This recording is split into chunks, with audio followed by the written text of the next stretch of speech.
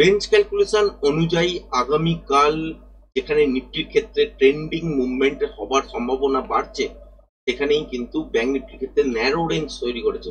যার ফলে বাজারের মধ্যে মুভ যদি ডিফার করতে শুরু করে, বড় মুভমেন্ট কিন্তু নিফটির ক্ষেত্রেও দেখতে পাবেন না, মোটামুটি টাইপের একটা মুভমেন্ট কিন্তু হতে পারে।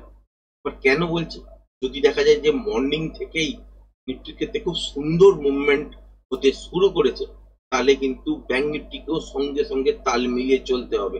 যদি দেখা যায় যে নিফটির ক্ষেত্রে একটা ভালো মুভমেন্ট শুরু হয়েছে কিন্তু ব্যাংক নিফটি সাপোর্ট করছে না, তাহলে কিন্তু নিফটির যে মুভটা সেটাও কিন্তু থমকে থমকে চলবে। এবার যদি দেখেন যে বাজারের মধ্যে নিফটির ক্ষেত্রে উপরের দিকে বা তলার দিকে যে মুভমেন্টটা হচ্ছে সেখানে পার্টিসিপেট ব্যাংক নিফটিও করছে, তাহলে মোটামুটি টাইপের একটা মুভমেন্ট ব্যাংক নিফটিতে দেখবেন এবং ট্রেন্ডিং টাইপের মুভমেন্ট কিন্তু নিফটির ক্ষেত্রেও দেখবেন। এবার আমরা চার্টের মধ্যে দিয়ে বোঝার চেষ্টা করবো যে আগামীকালকের জন্য সিচুয়েশন কি হতে পারে। গতকালকের ভিডিওতে আপনাদের সাথে শেয়ার করেছিলাম যে এইখানে সুইং লোটা কিন্তু ব্রেক করা উচিত হবে না, যেটা হচ্ছে 25,150। যদি না করে তাহলে এখান থেকেই আমরা উপরের দিকের জন্য মুভমেন্ট পাবো এবং সেক্ষেত্রে 25,220 পর থেকে যদি দেখেন 100 পয়েন্টের সরাসরি একটা ভালো মুভমেন্ট উপরের দিকের জন্য পেতাম। তারপরে এই লেভেলটা যদি ফার্স্ট হাফের মধ্যেই কমপ্লিট হয়ে যেত এবং কন্টিনিউশন প্যাটার্ন তৈরি হতো, তাহলে এই জায়গাটার উপর থেকে কিন্তু 380-400 কাছাকাছি পর্যন্ত যাওয়ার সুযোগ কিন্তু আজকের দিনে ছিল।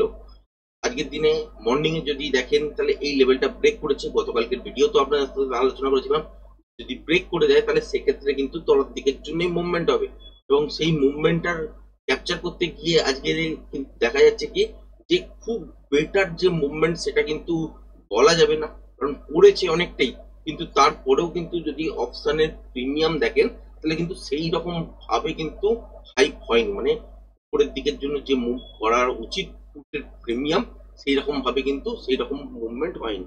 তখনই বোঝা যাচ্ছিল যে রিভার্সাল একটা পয়েন্ট খুঁজতে হবে এবং সেই জায়গাটা থেকেই আজকের দিনের ট্রেডিং সেটআপ উপরের দিকের জন্য আমরা করতে পেরেছি এবং আপনাদের সাথেও কিন্তু শেয়ার করেছি লাইভের মধ্যে। তারপরেও আপনাদের সাথে বলেছি যে এই লেভেলটার কাছাকাছি থেকে আবারও কিন্তু উপরের দিকের জন্য দেখবেন, তারপরে ফাইনালি এখান থেকে কিছুটা তলার দিকের জন্য নেমে বাজার বন্ধ করেছে, সেটা যদিও 25,150-এর ওপরে এবং 25,184 থেকে ক্লোজিং হয়েছে।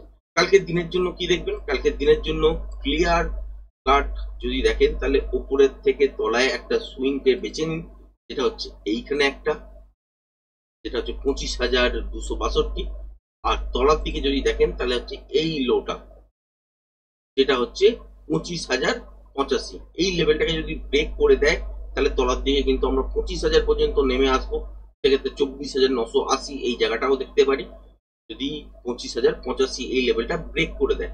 আর যদি উপরের দিকে দেখেন যে 25,262 এই লেভেলটা ব্রেক করে চলছে, তাহলে কিন্তু খেয়াল রাখবেন ফার্স্ট যেখানে হার্ডেল হিসাবে আপনারা দেখবেন সেটা হচ্ছে 25,320, তারপর 360। এটাও যদি মোমেন্টামের সঙ্গে চলে 360-এর কাছাকাছি গিয়ে একবার দাঁড়াবেই দাঁড়াবে। তারপর যদি কন্টিনিউশন প্যাটার্ন তৈরি হয় সেই ক্ষেত্রে কিন্তু চোখ থাকবে 25,420, 40 বা এর উপরেও বাজার গিয়ে ক্লোজিং করার এবং আরো একটা ট্রেন্ডিং ডে আমরা কিন্তু দেখতে পারি। সুতরাং এখানে সিচুয়েশন কিরকম তৈরি হচ্ছে যে বাজারের মধ্যে ইন্ট্রাডে ক্ষেত্রে যদি দেখেন তাহলে বিয়ারিশ প্যাটার্ন তৈরি হচ্ছে, তার জন্য কিন্তু উপরেই যাওয়া উচিত। এবার যদি তলার দিকে এই লেভেলটাকে ব্রেক করে চলে তাহলে 25,000 পর্যন্ত কিন্তু তলার দিকে নেমে আসতে পারে, সেক্ষেত্রে 24,980ও কিন্তু হতে পারে। এবার এই রেঞ্জটার মধ্যেই যদি বাজার খোলে তাহলে কিরকম সিচুয়েশন হতে পারে, রেঞ্জ বাউন্ড টাইপের সিচুয়েশন দেখতে পারেন। সকালের দিকে যদি দেখেন যে গ্যাপ আপের সঙ্গে ছোটখাটো খুলেছে বা ফ্ল্যাট খুলেই উপরের দিকের জন্য গেছে কিন্তু এই সুইং হাইটা ব্রেক আর করতে পারছে না, তাহলে কিন্তু দেখবেন এই মধ্যেই কিন্তু জড়ামড়ি করতে শুরু করবে। ফাইনালি একটা রিভার্সাল পয়েন্ট যদি পেয়ে যাওয়া যায় এখান থেকেই তলার দিকের জন্য মুভমেন্ট কিন্তু আসবে। আবার সেম সিচুয়েশনটাই যদি দেখেন তাহলে এই ক্ষেত্রে কি হবে যে উল্টো যদি মুভমেন্ট করতে শুরু করে দেয়, মানে গ্যাপ ডাউনের সঙ্গে যদি খোলে বা ফ্ল্যাট খুলে যদি তলার দিকেই প্রথমবারে আসে এবং এই সুইংটা যদি ব্রেক না করে তাহলে এইখান থেকে কিন্তু বাজার কি করবে, এরকম জিগজ্যাগ ডান্স শুরু করে দেবে এবং তারপরে একটা মুভমেন্ট দেখবেন যেটা হচ্ছে রিভার্সাল থেকে এখান থেকে উপরের দিকের জন্য একটা সুইং পাবেন। এর মধ্যে এইটুকুনি ট্রেডই কিন্তু পাবেন এবং যতক্ষণ মোমেন্টাম থাকবে এর ভেতর ততক্ষণই কিন্তু ট্রেডটাকে হোল্ড করা যেতে পারে।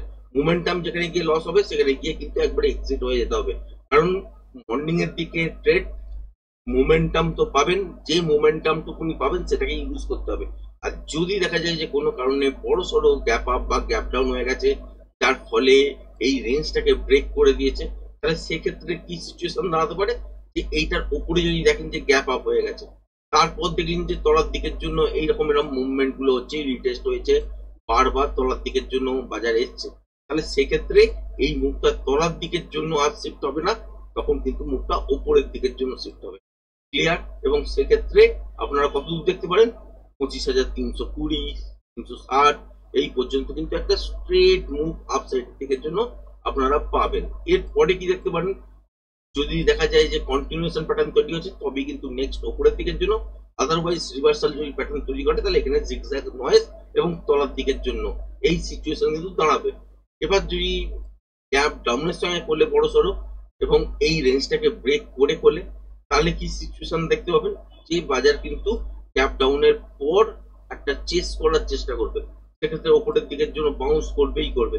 করার পর কি দেখবেন যে আলটিমেট যদি দেখা যায় যে বাজার বাউন্স করেছে কিন্তু সাকসেসফুলি সাস্টেন করতে পারেনি, তাহলে সেক্ষেত্রে এই মুভটা ওপরের দিকের জন্য নয়, এই মুভটা তলার দিকের জন্য এই সিচুয়েশন কিন্তু পাবেন। তারপর আবারও প্যাটার্ন তৈরি হতে দিতে হবে বাজারের মধ্যে ইন্টার রেফারেন্স প্রাইস অ্যাকশন অনুযায়ী। তারপর যদি দেখা যায় যে কন্টিনিউশন প্যাটার্ন তলার দিকের জন্য তৈরি হচ্ছে, তাহলে নেক্সট মুভ আবারও তলার দিকের জন্য।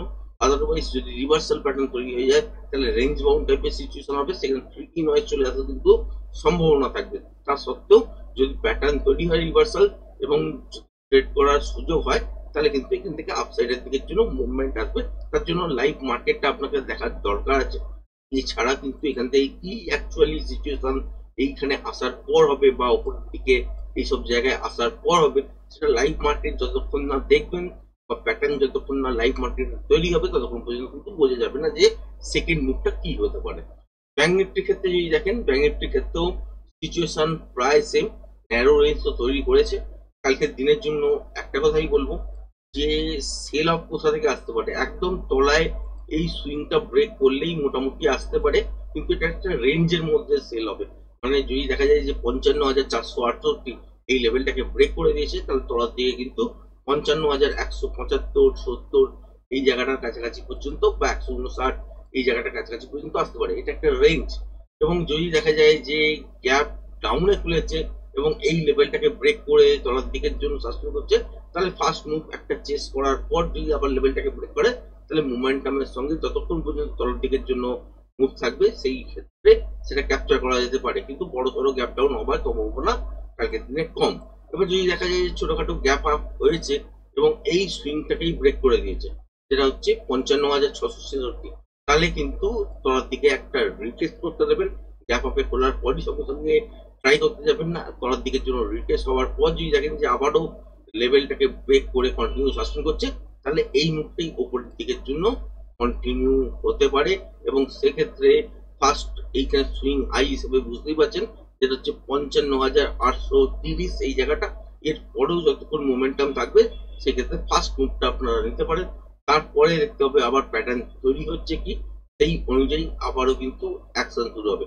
কারণ যখনই ইন্টারডেতে বাজার চলবে, তারপরে আপনি সেকেন্ড ট্রেডটার জন্য যখন প্যাটার্ন তৈরি হবে তখনই বুঝতে পারবেন যে কন্টিনিউশন প্যাটার্ন তৈরি হচ্ছে নাকি রিভার্সাল টাইপের প্যাটার্ন তৈরি হচ্ছে।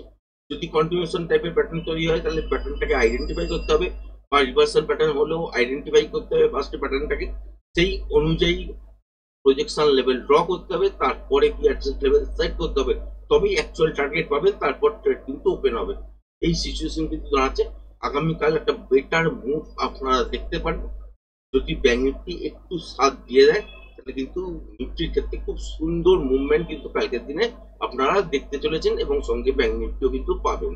আশা করি আজকের ভিডিওটা পছন্দ হয়েছে। ভিডিওটা পছন্দ হয়ে গেলে অবশ্যই চ্যানেলটাকে লাইক শেয়ার সাবস্ক্রাইব করবেন। ধন্যবাদ।